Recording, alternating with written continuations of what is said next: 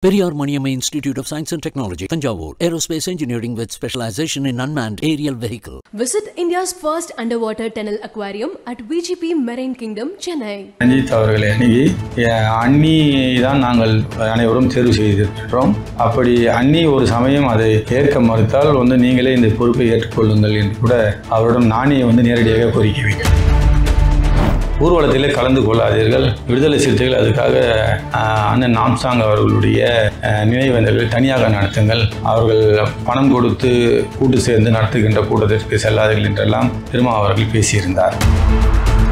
ஒரு அக்கறையில் தான் ரஞ்சித் அவர்கள், நீங்கள் எதற்கும் தயங்க வேண்டாம் அண்ணா, நாங்கள் உங்கள் பக்கம்தான் இருக்கின்றோம், உங்கள் எந்த ஆளும் கட்சியோ மற்ற கட்சிகளோ உங்களை அழுத்தம் கொடுத்து உங்களை இது போன்று பேச வைக்கக்கூடாது என்ற ஒரு வார்த்தையை தான் திருமாவுக்கு ஆதரவாக தான் பேசினாரே ஒழிய எதிராக பேசவில்லை. விசிகா போன்ற கட்சிகள் எடுக்கின்ற முடிவுகள் ஏற்கனவே கட்டுப்படுத்தாது என்பது எங்கள் தேசிய கட்சி என்பது அனைவருக்கும் தெரியும். கட்சியை திமுகவை தலித் கட்சி என்று சொல்வார்கள். அப்படி ஒரு களத்தில் ஒரு பெயர் வாங்கியிருந்தது. அப்படிப்பட்ட பெரும்பான்மையான தலித்துகள் இருக்கின்ற இயக்கம் அவருடைய வாக்குகளை, பெரும்பான்மையான வாக்குகளை பெற்றுக்கொண்டு அந்த மக்களுக்குரிய உரிய பங்கை தருவதில்லை என்பது அண்ணனுடைய ஒரு கோட்பாடு. அதனால் திராவிட மாடல்களை எதிர்த்து அரசியல் செய்து வந்தார். போது ஆர்எஸ்எஸ் பக்கமாக சாயறதுக்கோ அல்லது பிஜேபி பக்கமாக போகிறதுக்கோ எந்த காலத்திலையும் ரஞ்சித்தும் உடன்பட மாட்டார். அது எங்களுடைய கருத்தும் அதுதான். அது தமிழக பிஎஸ்பியை பொறுத்த வரைக்கும் ஒரு மனதாக தேர்ந்தெடுக்கப்பட்ட தலைவராக திரு ஆனந்த் அவர்கள் இருக்கிறாரா? ரீனோட்ஸ் நேயர்களுக்கு வணக்கம். தற்போது பகுஜன் சமாஜ் கட்சியின் தமிழக தலைவராக பொறுப்பேற்றுள்ள திரு ஆனந்த் அவர்களை தான் சந்திக்க வந்திருக்கிறோம். பேச நிறைய விஷயங்கள் இருக்கு, பேசலாம். வணக்கம் சார். திரு ஆம்ஸ்ட்ராங் அவர்கள் மறைந்த பிறகு எல்லாராலும் எதிர்பார்க்கப்பட்ட ஒரு விஷயம் என்னன்னா, இந்த பதவிக்கு அடுத்து யார் வருவா அப்படிங்கிற ஒரு விஷயம் தான். அந்த பதவி இப்போ உங்களுக்கு கிடைச்சிருக்கு அப்படிங்கிறப்ப ஃபர்ஸ்ட் இந்த பதவி குறித்து உங்களுடைய பார்வை என்னன்னு தெரிஞ்சுக்கலாமா? இது பதவி என்று சொல்ல முடியாது. இது மிகப்பெரிய பொறுப்பு. அண்ணன் அதை விட்டு சென்ற பணி மிக பெரிய பணி. அதை செஞ்சாகணும். அதனால் இது பெரிய பதவியாக நினைக்க முடியாது. அவர் அண்ணனுடைய ரெஸ்பான்சிபிலிட்டியை நாம் தொடரணும். அவர் விட்டு சென்ற பணிகளை தொடர்றதுக்கான ஒரு வாய்ப்பாக தான் அதை நீங்கள் நினைக்கிறீங்க? கண்டிப்பாக. இவருடைய படுகொலையில் நிறைய விஷயங்கள் அடுக்கடுக்காக ஒவ்வொரு நாளும் தினம் தினம் புதிய புதிய செய்திகள் நம்மளால் பார்க்க முடியுது ஊடகங்களில். இன்னும் சொல்லப்போனால் தமிழகத்தில் உள்ள அனைத்து கட்சிகளோட பேரும் மாறி மாறி விமர்சனத்துக்குள்ளாகிறத பார்க்க முடியுது. அவருடைய படுகொலை பொறுத்த வரைக்கும் நிறைய பேரை கைது பண்ணியிருக்காங்க, ஒருத்தரை என்கவுண்டரே பண்ணிட்டாங்க. தமிழக அரசு மீது கடுமையான விமர்சனங்களும் வைக்கப்படுகிறது. ஸோ இதை நீங்கள் எப்படி பார்க்குறீங்க அப்படின்னு தெரிஞ்சுக்கலாம்?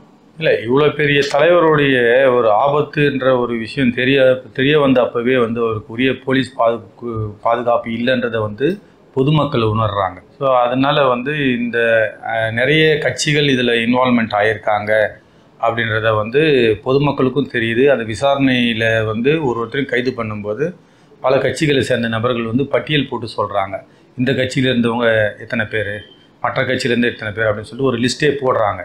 ஆனால் முதல்ல இதில் அரசியல் சம்மந்தமான எந்த விதமான படுகொலையும் இல்லைன்னு சொல்லிட்டு அன்றைய கமிஷனர் அவர்கள் பேட்டி கொடுத்தார். ஆனால் அடுத்த நிகழ்வுகளை பார்க்கும்போது அனைவருக்கும், உங்களுக்கு போன்ற செய்தியாளர்கள் உட்பட அனைவருக்கும் வரும் அந்த விசாரணையின் அடிப்படையில் பார்த்தால் பல அரசியல் கட்சிகளுக்கு தொடர்பு இருப்பதை தெளிவுபடுத்துகிறது. இது குறித்து, அதாவது தமிழக அரசு குறித்து உங்களுடைய பார்வை என்ன இந்த விஷயத்தை பொறுத்த வரைக்கும் நான் தெரிஞ்சுக்கலாமா? இப்போ ஒரு தலைவராக பொறுப்பேற்றிருக்கீங்கிற போது இது அடுத்த கட்டத்துக்கு நீங்கள் எடுத்துகிட்டு போகிறதுக்கான உரிமை உங்களுக்கு இருக்குது. அதுவும் இல்லாமல் அந்த நியாயத்தை கேட்பதற்கான உரிமையும் உங்களுக்கு இருக்குங்கிறப்ப தமிழக அரசு குறித்து அவங்களோட நடவடிக்கை குறித்து நீங்கள் எப்படி பார்க்குறீங்கன்னு தெரிஞ்சுக்கலாம்? தமிழக அரசு இப்போ போலீஸ் விசாரணை இனிஷியல் ஸ்டேஜில் எடுத்திருக்கிறாங்க. அதாவது கைது பண்ணி நடவடிக்கை எடுக்கிறது என்பது ஒரு முழுமையான விசாரணை கிடையாது. இப்போ தற்சமயம் ஒரு இனிஷியல் ஸ்டேஜ். இப்போ இது வரைக்கும் ஒரு 16 பேர் வரைக்கும் கைதாகிருக்கிறாங்க. பல பேரை விசாரிச்சுட்டு வரதா சொல்கிறாங்க.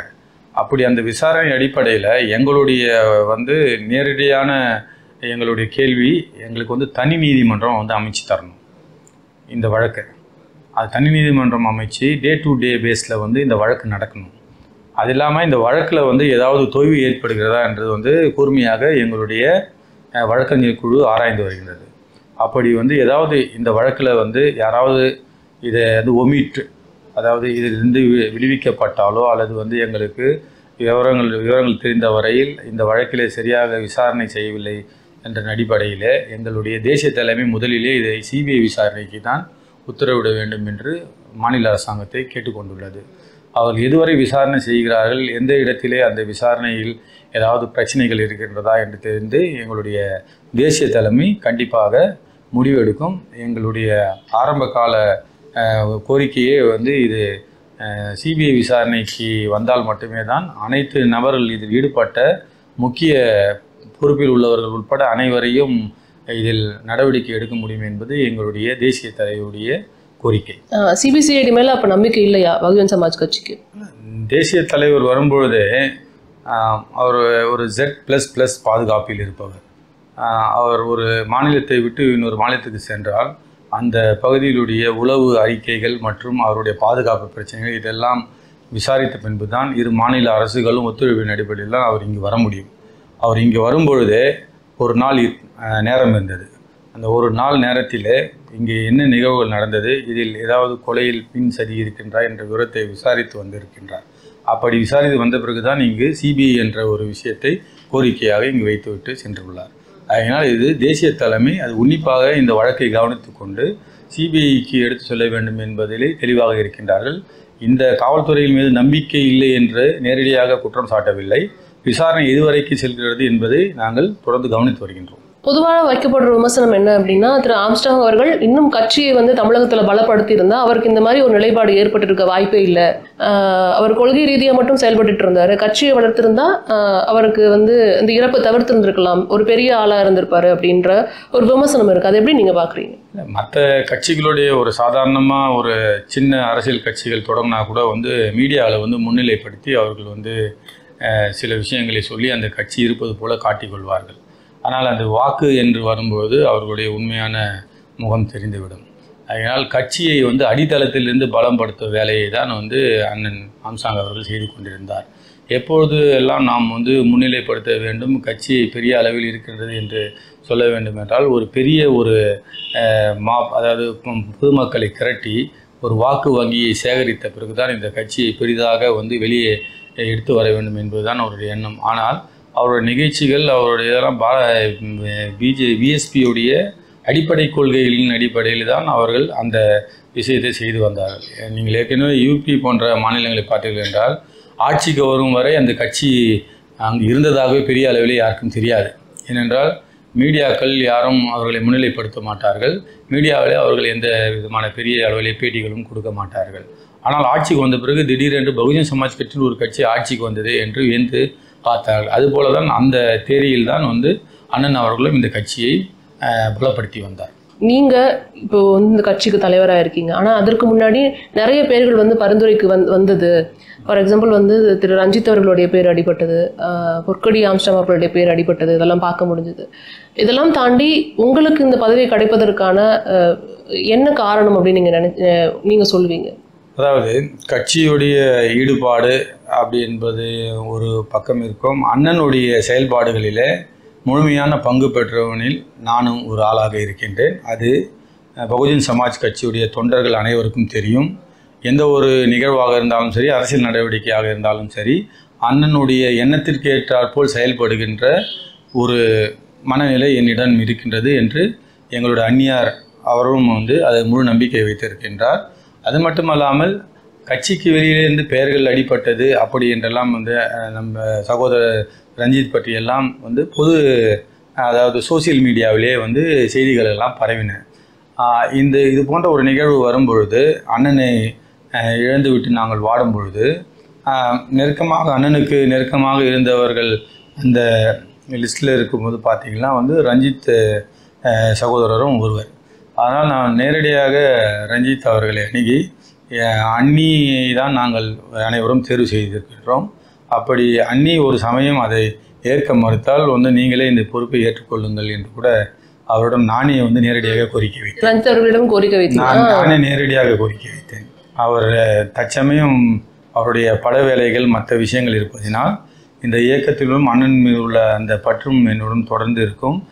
அதனால் இந்த பொறுப்பு ஏற்பது இது மிகப்பெரிய பணி. அதை நீங்கள் செய்தால் நானும் தொடர்ந்து உங்களுடன் இருப்பேன் என்று எனக்கும் அவர் ஆறுதலாக பதிலளித்தார். அந்த நேரத்தில் நான் இந்த தலைமை பொறுப்பை ஏற்க வேண்டும் என்று முடிவு செய்யக்கூட இல்லை. அதன் பிறகு அண்ணியிடம் ஆலோசனை செய்த பிறகு அந்நியார் அவர்கள் தொடர்ந்து நம்பிக்கையான ஆட்களும் அதற்கான தகுதியும் திறமை உள்ள ஆட்களும் ஒரு 3 பேர்களை பரிந்துரைத்தார்கள். அந்த 3 பேரிலே வந்து மத்திய தலைமை அது என்னை தேர்வு செய்து தலைவராக அறிவித்தார். திரு ஆம்ஸ்ட்ராங் அவர்களுடைய நிலைப்பாடு நம்ம எடுத்துக்கிட்டோம் அப்படின்னா திமுகவோ விசிகாவோ அதுக்கு மாற்றாக தான் தன்னோட நிலைப்பாடு எப்போதுமே இருக்கிற மாதிரி அவர் பார்த்துக்கிட்டார். தொடர்ந்து அவரை நம்ம ஃபாலோ பண்ணியிருந்தோம்னா சில விஷயங்கள் தெரியும். திமுகவுக்கும் விசிகாவுக்கும் மாற்றானதான் அவர் ஒரு விஷயத்தை ஃபாலோ பண்ணிட்டு இருந்தார். உங்களோட கொள்கை எப்படி இருக்கும்னு தெரிஞ்சுக்கலாம். அண்ணனுடைய கொள்கை வந்து திராவிட மாடல் அப்படின்றது வந்து சொன்னப்போ அவர் வந்து ஜேபி மாடல்னு சொல்லிட்டு ஒரு மிகப்பெரிய மாநாடு நடத்தினார். ஜேபி மாடல் என்பது வந்து ஒரு தனிப்பட்ட சமுதாயத்துக்கான மாடல் கிடையாது. அனைத்து மக்களுக்கான அம்பேத்கரிஸ்ட் கொள்கையிலும் உள்ளுறுத்தி அனைத்து மக்களையும் ஒரு சரியான ஒரு அரசியல் தளத்தில் எடுத்து வருவது தான் ஜேபி மாடல். அந்த ஜேபி மாடலை வந்து அண்ணனுடைய ஜேபி மாடலை தொடர்ந்து எடுத்து செல்வோம். பெரும்பாலும் வந்து திராவிட கட்சிகளில் இருந்ததுக்கு முன்பு நீதி கட்சி இருந்தது. நீதி கட்சியிலிருந்து திராவிட கழகமானது, திராவிட முன்னேற்ற கழகமானது. அப்போதெல்லாம் பார்த்திங்கன்னா பெரும்பான்மையான வாக்குகளை வந்து தலித் மக்கள், தலித் கட்சியை திமுகவை தலித் கட்சி என்று சொல்வார்கள். அப்படி ஒரு காலத்தில் ஒரு பெயர் வாங்கியிருந்தது. அப்படிப்பட்ட பெரும்பான்மையான தலித்துகள் இருக்கின்ற இயக்கம் அவர்களுடைய வாக்குகளை, பெரும்பான்மையான வாக்குகளை பெற்றுக்கொண்டு அந்த மக்களுக்குரிய உரிய பங்கை தருவதில்லை என்பது அண்ணனுடைய ஒரு கோட்பாடு. அதனால் வந்து திராவிட மாடல்களை அவர் எதிர்த்து அரசியல் செய்து வந்தார். அதுதான் இப்போ உங்களுடைய கொள்கையும் அதே போன்றதாக இருக்குமா? அதாவது திராவிட மாடலுக்கு எதிரான ஒரு கொள்கையாக இருக்குமா? என்னுடைய கொள்கை அண்ணனுடைய கொள்கையில் எந்த விதத்திலும் மாறுபடாது. அதனுடன் கூடுதலாக இந்த மக்களுக்கு உரிய பங்கை தருகிறார்களா என்பதை வந்து அதை கவனித்து அரசியல் நகர்வுகள் இருக்கும். குறிப்பாக பட்ஜெட்டிலே வந்து பணம் ஒதுக்கப்படுகிறது என்றால் தலித் மக்களுடைய பணத்தை ஒன்று கட்டிடத்துக்கு, அதாவது ஸ்டேடியம் போன்ற கட்டிடங்கள் கட்டுவதற்கு அனுப்புகிறார்கள், அல்லது செலவு செய்யாமல் திருப்பி அனுப்புகிறார்கள். அதற்கான தகுதியும் திறமையும் இருக்கும் மக்கள் இருந்தும் அந்த பணத்தை செலவு செய்யாமல் அனுப்புகின்றார்கள். இது போன்ற சிறு சிறு நிகழ்வுகளை எல்லாம் கூட வந்து உன்னிப்பாக கவனித்து எங்களுடைய அரசியல் நடவடிக்கைகள் நகரும். தமிழகத்தில் ஒடுக்கப்பட்ட மக்களுக்காக போராடுறதா தொடர்ந்து குரல் கொடுத்துட்டு இருக்கிறதா சொல்லக்கூடிய திராவிட முன்னேற்ற கழகமாக இருக்கட்டும், இல்லை விசிகாவாக இருக்கட்டும், அதுக்கு மாற்றாக பிஎஸ்பியோட அரசியல் தொடர்றதுக்கு வாய்ப்பு இருக்கா? மக்களை வந்து ஒடுக்கப்பட்ட மக்களை ஒன்றா நீங்கள் வந்துட்டு அணிதிரட்ட வாய்ப்பு இருக்குன்னு நினைக்கிறீங்களா? கண்டிப்பாக பகுஜன் சமாஜ் கட்சியுடைய பாலிசியே வந்து அதுதான். ஆனால் இன்னாருக்கு எதிராக இவர்களுக்கு, இந்த கட்சிகளுக்கு எதிராக அணி திரட்ட வேண்டும் என்ற அவசியம் இல்லை. இயற்கையாகவே நாங்கள் அது போன்ற அணியை திரட்டி தான் வந்து உத்தரப்பிரதேசத்தில் ஆட்சியை பிடித்தோம். அது போன்ற அணியை கண்டிப்பாக திரட்டுவோம். திரு ரஞ்சித் அவர்கள் வந்து பல இடங்களில் சில விஷயங்களில் பேசியிருக்காங்க. திருமாவர்களுக்கும் ரஞ்சித் அவர்களுக்கும் முரண்பாடுகள் இருக்கிறதா சில இடங்களில் நம்மளால் பார்க்க முடியுது. அதை நீங்கள் எப்படி பார்க்குறீங்க? முரண்பாடுகள் நீங்கள் எங்கே வந்தது என்று உங்களால் சரியாக சொல்ல முடியாது. அதாவது அந்த ஊர்வலத்திலே கலந்து கொள்ளாதீர்கள், விடுதலை சிறுத்தைகள் அதுக்காக அண்ணன் ஆம்ஸ்ட்ராங் அவர்களுடைய நினைவேந்தல்களை தனியாக நடத்துங்கள், அவர்கள் பணம் கொடுத்து கூட்டு சேர்ந்து நடத்துகின்ற கூட்டத்திற்கு செல்லாதீர்கள் என்றெல்லாம் அவர்கள் பேசியிருந்தார். இது சம்பந்தமாக ரஞ்சித் அவர்கள் எந்த விதத்திலும் அதை அவர் பாதிக்கவில்லை, ரஞ்சித்தை பாதிக்கவில்லை. ஒரு மிகப்பெரிய கூட்டத்தை கூட்டி அந்த ஒரு எழுச்சியாக அந்த ஊர்வலத்தை நடத்தினார். அந்த கூட்டத்திலும் கூட திமுகவுடைய அழுத்தம் இருக்கின்றதோ அதனால்தான் முதலமைச்சரை பார்த்த பிறகு இது போன்ற ஒரு அறிக்கை விடுத்திருப்பாரோ என்ற ஒரு அக்கறையில் தான் ரஞ்சித் அவர்கள், நீங்கள் எதற்கும் தயங்க வேண்டாம் அண்ணா, நாங்கள் உங்கள் பக்கம்தான் இருக்கின்றோம், உங்கள் எந்த ஆளும் கட்சியோ மற்ற கட்சிகளோ உங்களை அழுத்தம் கொடுத்து உங்களை இது போன்று பேச வைக்கக்கூடாது என்ற ஒரு வார்த்தையை தான் திருமாவுக்கு ஆதரவாக தான் பேசினாரே ஒழிய எதிராக பேசவில்லை. விசிகாவும் சரி, இப்போ பிஎஸ்பியும் சரி, 2 பேருமே ஒடுக்கப்பட்ட மக்களுக்காக தான் தொடர்ந்து குரல் கொடுக்குற ஒரு கட்சியாக இருக்குது. அப்படிங்கிறப்ப இப்போ இந்த பிரிவினையோ இல்லை வந்து இந்த 2 குரூப்பாக அது பிரிகிறாங்கிறப்ப பலம் குறைய வாய்ப்பு இருக்குது அப்படிங்கிறது தான் வெளியிலேருந்து பார்க்குற விமர்சகர்களுடைய ஒரு விமர்சனம். அதை நீங்கள் எப்படி பார்க்குறீங்க? அது போன்ற எந்த பிளவும் இன்னும் ஏற்படவில்லை. பிஎஸ்பி உடைய அண்ணன் ஆம்ஸ்ட்ராங் அவர்கள் தொடர்ந்து அனைத்து தலித் தலைவர்களோடும் நல்லுறவை எப்போதுமே பேணி வந்தார். அவருடைய மறைவிற்கு பிறகு அண்ணன் ஆம்ஸ்ட்ராங் எந்த இதில் செயல்பட்டாரோ அதே அவரை கருத்துக்களோடு தான் இந்த இயக்கம் செயல்படும். ஏற்கனவே சைதாப்பேட்டையில் வந்து ஒரு மிகப்பெரிய ஒரு பேரணி நடத்திய போது அனைத்து தலித் தலைவர்களும் ஒன்றிணைத்தார். திருமா உள்பட, அண்ணன் ஜெகன்மூர்த்தியார் உட்பட, நம்ம சேக்கு தமிழரசன் அவர்கள் உட்பட, அண்ணன் ஜான் பாண்டியன் உட்பட அனைவர்களும் ஒன்றிணைத்து மிகப்பெரிய ஒரு பேரணியை நடத்தி காட்டினார். அந்த ஒரு கொள்கையில் நாங்கள் எப்போதும் அதை விட்டு கொடுக்க போவதில்லை. அனைவரும் அந்த ஒற்றுமையுடன் தான் குரல் கொடுப்போம். அரசியல் ரீதியாக அவர்கள் மற்ற விசிகா போன்ற கட்சிகள் எடுக்கின்ற முடிவுகள் ஏற்கனவே கட்டுப்படுத்தாது என்பது எங்கள் தேசிய கட்சி என்பது அனைவருக்கும் தெரியும். திருமாவர்கள் எடுக்கும் முடிவுக்கு பிஎஸ்பி, அதாவது அவங்க தேர்தல் அரசியலை தாண்டி, தேர்தல் அரசியலுக்குள்ளேயே நான் வரல, அவங்களுடைய முடிவுக்கு, ஒடுக்கப்பட்ட மக்கள் சார்ந்து எடுக்கக்கூடிய முடிவுகளுக்கு பிஎஸ்பி தலைவராக நீங்கள் குரல் கொடுப்பீங்களா? விடுதலை சிறுத்தைகள் கட்சி குரல் கொடுக்கின்றது என்றால் அவர்களுடைய கட்சியுடைய கொள்கையின் பிரகாரம் அவர்கள் செய்கின்ற வேலை திட்டங்களில் நாங்கள் அவர்கள் இடையூறுகளாக இருக்க மாட்டோம். எங்களுடைய பணியை நாங்கள் தொடர்ந்து தனிப்பட்ட முறையில் செய்வோம். திராவிட முன்னேற்ற கழகத்தை கடுமையாக விமர்சனம் செய்திருந்தார் ப. ரஞ்சித் அவர்கள், அதாவது திராவிட முன்னேற்ற கழக அரசு. அப்போ வந்த விமர்சனம் என்ன அப்படின்னா, பிஜேபிக்கு ஆதரவான நிலைப்பாடாக சில நேரங்களில் இருக்குது, அவங்களுடைய பி டீம் அப்படிங்கிற மாதிரியான விமர்சனங்கள்லாம் வந்தது. அதை நீங்கள் எப்படி பார்க்குறீங்க? தலித்துகள் மிகப்பெரிய ஒரு அமைப்பாக இருந்தாலும் யாராக இருந்தாலும் பிஜேபிக்கு ஆதரவாக செயல்படுவது என்பது மிக மிக கடினம். ஏனென்றால் அவர்களுடைய ஆர்எஸ்எஸ் சித்தாந்தம் என்பது வேறு, அம்பேத்கரிஸ்டிய சித்தாந்தம் என்பது வேறு. ஆர்எஸ்எஸ்க்கு நேர் எதிர்கொள்கை தான் அம்பேத்கரிசம் என்பது. பகுஜன் சமாஜ் கட்சி எங்களுடைய கட்சியுடைய கொள்கையே மேனிஃபெஸ்டோ, எலெக்ஷன் மேனிஃபெஸ்டோ அதெல்லாம் நாங்கள் வெளியிட மாட்டோம். எங்கள் இந்திய அரசியலமைப்பு சட்டத்தை அமல்படுத்தணும், முழுமையாக அமல்படுத்தணும், இதுதான் எங்களுடைய மேனிஃபெஸ்டோ. அப்படி இருக்கும்போது ஆர்எஸ்எஸ் பக்கமாக சாயறதுக்கோ அல்லது பிஜேபி பக்கமாக போகிறதுக்கோ எந்த காலத்திலையும் ரஞ்சித்தும் உடன்பட மாட்டார். அது எங்களுடைய கருத்தும் அதுதான். தமிழகத்தில் இருக்க ஒட்டுமொத்த கட்சிகளையும் குற்றம் சாட்டி இருக்கிறார் ரஞ்சித் அவர்கள். யாருமே தலித் மக்களுக்காக எதுவுமே பண்ணலை அப்படிங்கிறப்ப, அடுத்ததாக தேர்தல் களம் காண்றப்ப பிஎஸ்பியோட ஆதரவோ இல்லை திரு ரஞ்சித் அவர்களோட ஆதரவோ தனிப்பட்ட முறையில் எப்படி இருக்கும் அப்படிங்கிறதான் பலரோட எதிர்பார்ப்பாக இருக்குது. ஏன்னா இத்தனை கட்சிகளையும் குறை சொல்றது பிறகு தேர்தல் சமயத்தில் அப்போ யாருக்கு தான் வாக்களிப்பாங்க அப்படிங்கிற ஒரு கேள்வி வருது. இல்லை யாரோட தான் சேர்ந்து நிற்பாங்க, இல்லை ஒடுக்கப்பட்ட மக்களை ஒன்று திரட்டி ஒரு அணியாக நீங்கள் ஒரு கட்சியை ஆரம்பிச்சோ இல்லை பிஎஸ்பி கீழேயோ அதை கொண்டு வருவீங்களா? இப்படி பல கேள்விகள் உங்களை சுற்றி இருக்கு. இப்போ அண்ணனுடைய நிகழ்வு அவர் ஒரு அரசியல் தளத்தை நோக்கி அந்த பயணத்தை செய்யும் பொழுது இந்த மக்களுடைய விழிப்புணர்வை ஏற்படுத்துகின்றார், இந்த மக்களுடைய வாக்களிக்கின்ற விழிப்புணர்வை ஏற்படுத்துகின்றார் என்று சொல்லும்போது அவரை மறைவு ஏற்படுத்திய பிறகு இந்த அரசாங்கங்களின் மீது உள்ள அந்த பிரச்சனைகளை அவர் எடுத்து பேசுகின்றார். ஸோ அந்த டைமில் அடுத்தது என்ன பண்ண போகிறோம் அப்படிங்கிற அந்த பிரச்சனை உங்களுக்குள்ளே இருந்ததா எல்லாத்துக்கும்? அதாவது பிஎஸ்பியோட தமிழக தொண்டர்களுக்கு இது இருந்ததை நம்ம எடுத்துக்கலாம். அண்ணனை பொறுத்த வரைக்கும் பிஎஸ்பி தொண்டர்கள் மட்டும் இல்லை, மற்ற அனைத்து மக்களும் நிறைய அவரை விரும்பி பழகுவாங்க, அன்பாக இருப்பாங்க. அவங்களுடைய தேவைகளோட உதவிகள்லாம் அதை தெரிஞ்சு அவரே முன் நின்று அந்த வேலையை செஞ்சு கொடுப்பாரு. அதனால் அங்கே இருந்த தொண்டர்கள் பிஎஸ்பி தொண்டர்கள் மட்டும் இல்லை, கட்சியை மீறி அனைத்து கட்சி நண்பர்களும் பொதுமக்களும் அங்கே கூடி ஒரே அழுகையும் மிக வருத்தத்துடனும் அங்கே இருந்தாங்க. எங்களுடைய நிலைமை அண்ணனுடைய ஒரு அடக்கத்தை நம்ம சென்னைக்குள்ளே பண்ணுன்ற ஒரு முடிவெடுத்தோம். அதுக்கப்புறம் ஒரு தனியார் இடத்த தேர்ந்தெடுத்து அங்கே நீதிமன்றத்தில் உத்தரவு வாங்கி அதை நாங்கள் அடக்கம் செய்தோம். அதுக்கப்புறம் அடுத்த தலைவரோ அடுத்த என்ன நடக்க போகுது என்ற விவரங்களை பற்றியெல்லாம் யாருமே எந்த விதமான முன் யோசனையும் இல்லை எங்களுக்கு. அதை பற்றி அண்ணனே போயிட்டாரு, அப்புறம் என்ன இருக்குன்ற ஒரு விஷயத்த நிறைய பேர் ஃபீல் பண்ணாங்க. அதன் பிறகு இந்த கட்சியை வழி நடத்துறதுக்கான விஷயங்களை ஆலோசனை பண்ணப்போ அந்த படம் திறப்புக்கு அடுத்த நாள் இது பற்றி டிசைட் பண்ணி முடிவெடுக்கலான்னப்போ எங்களுடைய தேசிய தலைமையும் மாநில அன்னியார் அவர்களும் அவர்களையே தலைவராக இருக்க சொல்லி அனைவரும் கேட்டோம். அன்னியார் அவர்கள் ப்ராக்டிக்கல் டிஃபிகல்ட்டி இதில் அவர்கள் தலைமையை அவர்கள் ஏற்றுக்கொள்ளாமல் என்னை தலைவராக இருக்க வேண்டும் என்பதையும் பரிந்துரைத்தார்கள். தேசிய தலைமையும் இது சம்பந்தமான விவரங்களை 3 நபர்கள் அவர்களுடைய பெயர்களை பரிசீலனை செய்து என்னை தலைவராக தேர்வு செய்தார்கள். நிறைய ஒரு கட்சியில் ஒரு தலைவருக்கு அப்புறம் ஒரு மறைவுக்கு அப்புறம் ஒருத்தர் பதவிக்கு வராருன்னா நிறைய சலசலப்புகள் கட்சிக்குள்ளே இருக்கும்.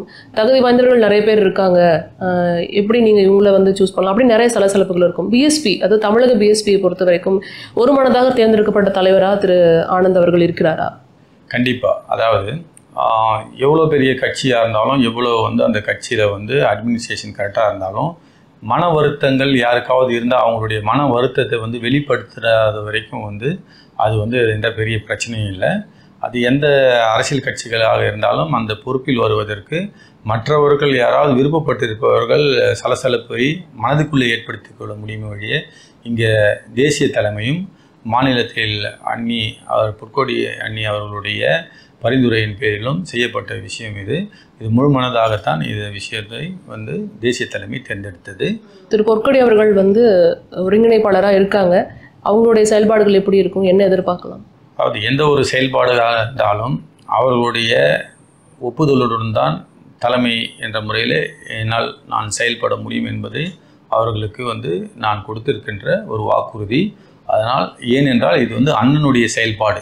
நான் எந்த செயலை செய்தாலும் அண்ணன் அந்த இடத்தில் செய்ததாகவே அதை எடுத்துக்கொள்ள வேண்டும். அதனால் அவர்களுடைய செயல்பாடு, அவருடைய கருத்துக்கு முக்கியத்துவம் கொடுத்து அவர்களோட ஆலோசனை பெற்று அனைத்து காரியங்களையும் செய்வேன். உங்கள் பயணம் சிறப்பாக அமைய வாழ்த்துக்கள். நன்றி. Periyar Maniamma Institute of Science and Technology, Tanjavur. Aerospace engineering with specialization in unmanned aerial vehicle. Visit India's first underwater tunnel aquarium at VGP Marine Kingdom, Chennai.